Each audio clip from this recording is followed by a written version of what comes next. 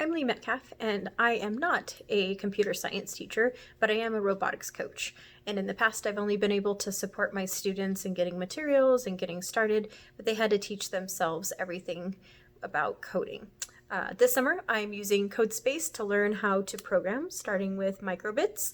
So I learned to create this scrolling message, and I have now moved on to coding with robotics, and I am excited to be able to show my students that I know the basics about how to code, so I can make these lights flash in a very specific pattern. And I'm currently working on codes that allow the robot to first move in a square and then move on to more advanced projects.